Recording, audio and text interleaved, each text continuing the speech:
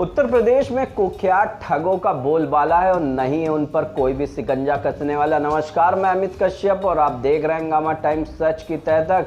इस वक्त की जो अपराध जगत की खबर सामने आ रही है उत्तर प्रदेश की राजधानी से आ रही है, जहां कुख्यात ठगों ने जूनियर मास्टर शेफ साक्षी त्रिपाठी के 11 लाख के साथ साथ पिता की जमा पूंजी भी हड़प ली।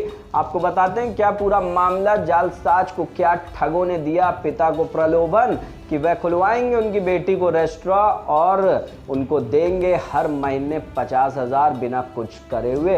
हजरतगंज जैसे इलाके में रेस्टोरेंट खुलाने की बात कहकर पिता से हड़प लिए 50 लाख रुपए, जिसके बाद नहीं कुछ भी किया ठगों ने। उसके बाद पिता ने मांगे उनसे रुपए तो दे दिया उनको धमकी। पिता ने लगाई प्रशासन और शासन से गुहार कि उनको न्याय मिले और उनकी जो भी रकम कुख्यात ठगों ने ठगी है वह उनको वापस करें, जिसके चलते उनको लगातार धमकी पर धमकी मिल रही है। जहां उत्तर प्रदेश की योगी सरकार बेटी सुरक्षा के वादे करती है, वहीं उत्तर प्रदेश की राजधानी में खुलेआम कुख्यात ठग दे रहे हैं पीड़ित पिता की बेटियों को मारने और कुछ भी करने की उनके साथ की धमकी।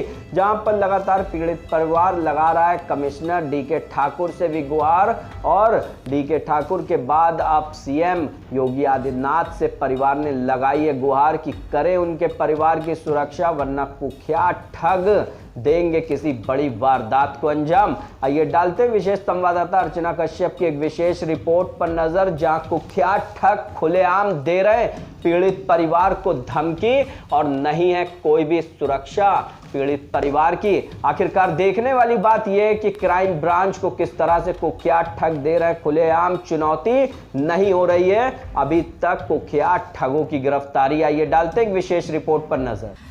नमस्कार, मैं अर्चना और आप देख रहे हैं हंगामा टाइम्स। हंगामा टाइम्स में आप सभी का स्वागत है। जिस तरीके से हंगामा टाइम्स की एक मुहिम में समस्या हो तो घंटी बजाओ, तो घंटी बहुत से लोग बजाते हैं, समस्या का समाधान भी होता है।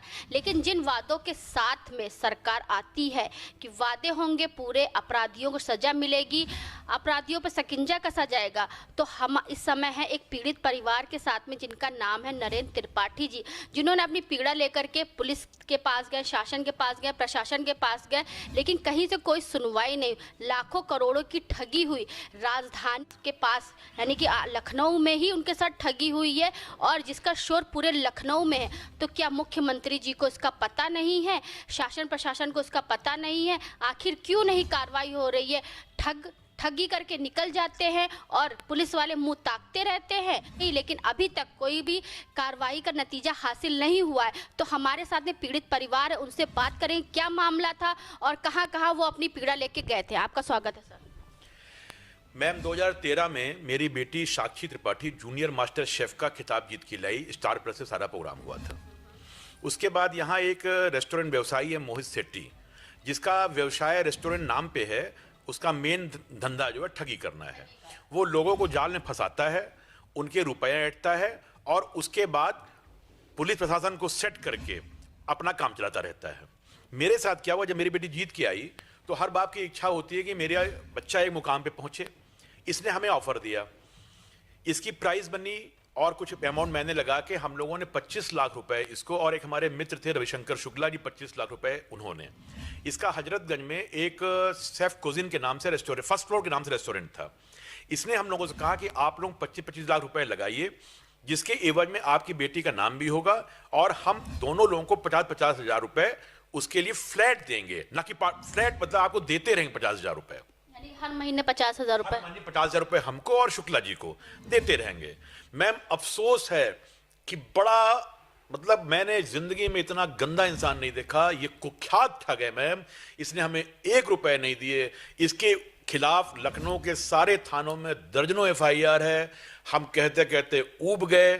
ऊबने के बाद शुक्ला जी ने 2018 में हजरतगंज में एक एफआईआर कराई, उसमें चार्जशीट लगी।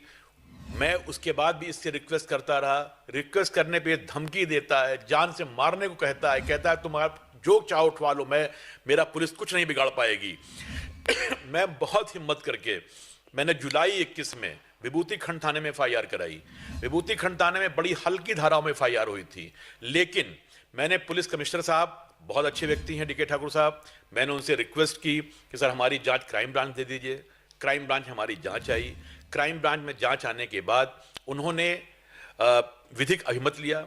विधिक अभिमत में जेडी प्रोसिक्यूशन साहब ने जो भी चीज़ें सब देखी, उन्होंने कहा इसमें धाराएं 409 लगनी चाहिए क्योंकि नॉन वेलेबल ऑफेंस है और ऐसा अपराधी जिसके ऊपर दर्जनों केस है, अगर ये जेल के शीशों के पीछे नहीं जाएगा तो ये दुनिया में नामालूम कितने लोगों को परेशान करेगा, निरीह जनता को ठगेगा, मासूम लोगों को परेशान करेगा। अभी 15/10 को क्राइम ब्रांच के इंस्पेक्टर ने थाना विभूति खंड में 409 तरमीम करके एसओ विभूति खंड को सारे पेपर गिरफ्तारी के लिए सौंप दिए।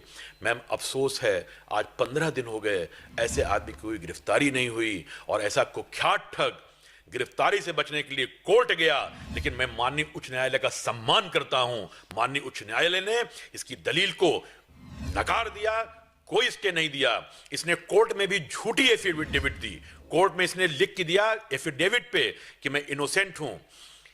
आदरणीय न्यायमूर्ति महोदय ने उस पर पुलिस से एफिडेविट मांगी, पुलिस ने अपनी एफिडेविट में लिख के दिया कि ये इनोसेंट नहीं है, इसके खिलाफ इतने इतने केस चल रहे हैं, मामला न्यायालय में विचाराधीन है, इसको किसी प्रकार का कोई स्टे नहीं मिला। उसके बाद ही मैम अफसोस है कि आज 15 दिन हो गए ऐसे कुख्यात ठग जिससे पूरा लखनऊ परेशान है, जिसने लखनऊ की जनता को त्रस्त कर रखा है, इसकी गिरफ्तारी क्यों नहीं हो रही है, मैं ये समझ नहीं पा रहा हूं। मैं इस संबंध में एसओ विभूति खंड से, एसपी विभूति खंड से, परम आदरणीय श्रद्धेय सीपी साहब से सबसे मिलकर अपनी गुहार लगा चुका हूं, रो चुका हूं, गा चुका हूं। इसके अलावा मैं एक सामान्य प्राणी हूं, न मैं कोई नेता हूं, न मैं कोई बहुत बड़ा अफसर हूं, न मैं बड़ा व्यापारी हूं, एक सामान्य आदमी हूं। हमारी बच्ची जो पैसा जीत के लाई थी, उस पैसे को मैंने किसी तरह इसको सौंपा, लेकिन इस ठग ने मुझे मेरे परिवार को बर्बाद कर दिया। मैम ना ये पैसा देता है, पैसा मांगने के नाम पे धमकी देता है, कहता है तुम्हारे बच्चे हैं, मैं कुछ भी कर सकता हूं।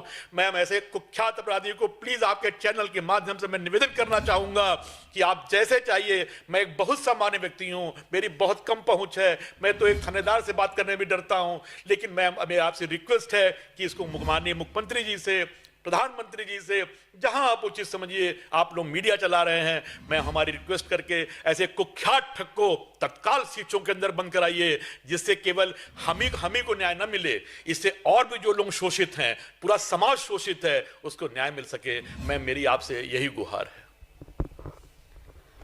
तो जिस तरीके से आप एक पीड़ित इंसान की पीड़ा सुन रहे हैं कि नीचे तबके से लेकर उच्च तबके तक अधिकारियों के पास उन्होंने गुहार लगाई है, लेकिन शासन जो है और प्रशासन जो है वो सुनकर भी अनसुना कर रहा है।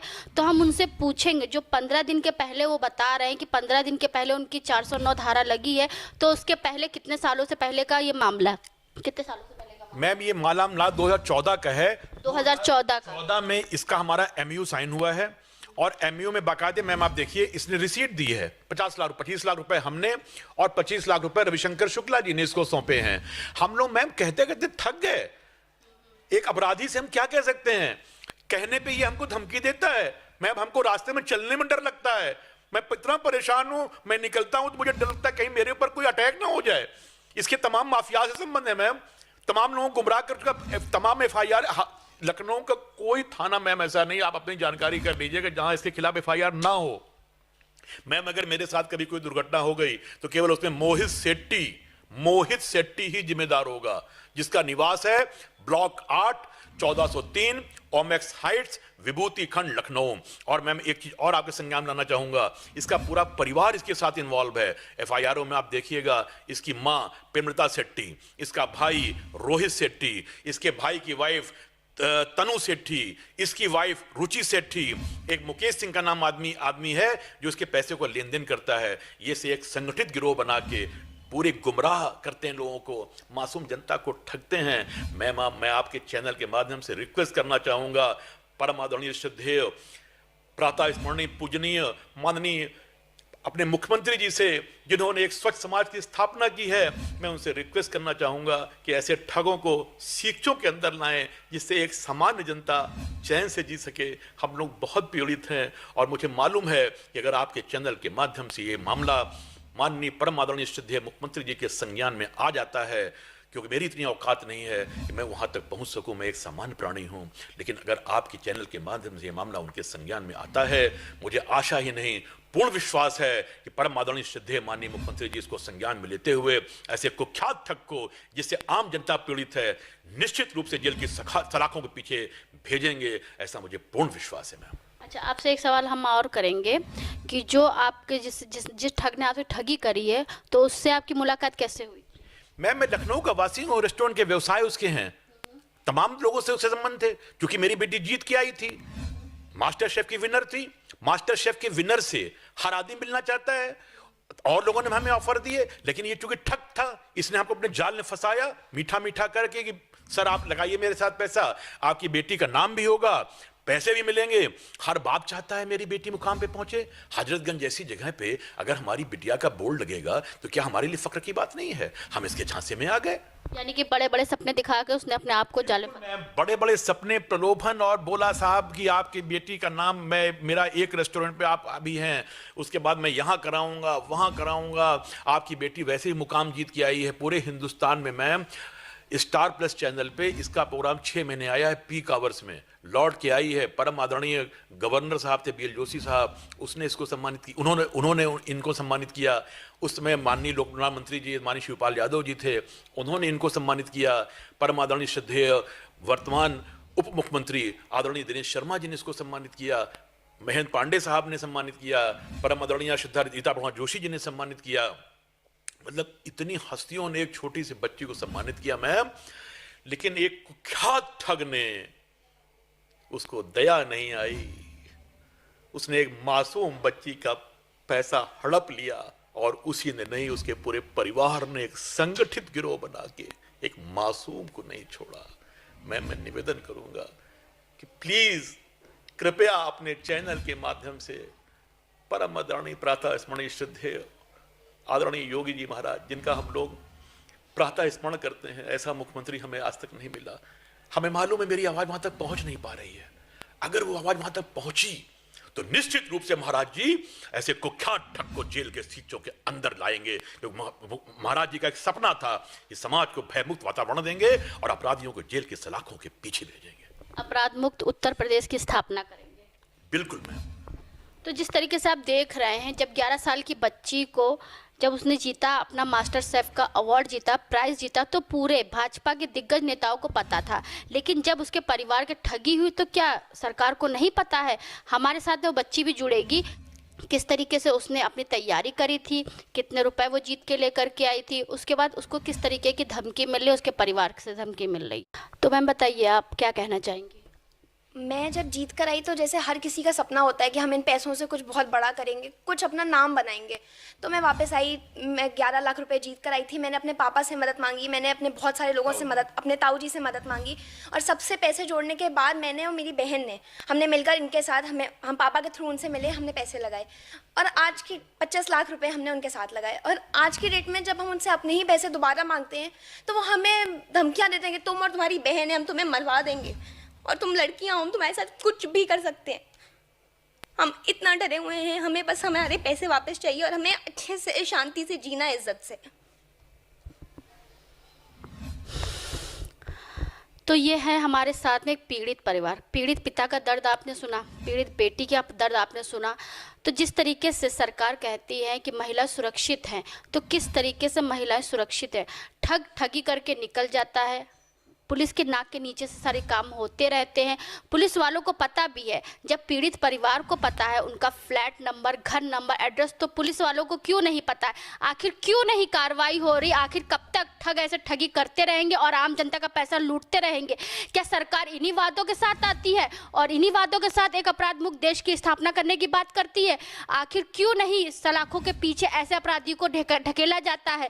तो बने रहिए हंगामा टाइम्स के साथ में, ऐसे ही हम आपको दिखाते रहेंगे जो धरातल पर जो सच होता है, धरातल पर जो सच है वो कहाँ तक आपको दिखता है, क्योंकि वादे तो बहुत होते हैं लेकिन काम कितने होते हैं वो आपको पता है। आम जनता के साथ जो ठगी करके निकल जाते हैं, क्या उनको पकड़ा नहीं जाएगा? कितने साल लगेंगे? 5 साल लगेंगे, 10 साल लगेंगे? 2014 से 2021 हो गया। आखिर एक पीड़ित परिवार कब तक अपने इंसाफ के लिए गुहार लगाता रहेगा और ऐसे दर दर भटकता रहेगा? तो इसी के साथ मैं अर्चना आपसे इजाजत लेना चाहूंगी। धन्यवाद। बने रहिए हंगामा टाइम न्यूज़ चैनल के साथ।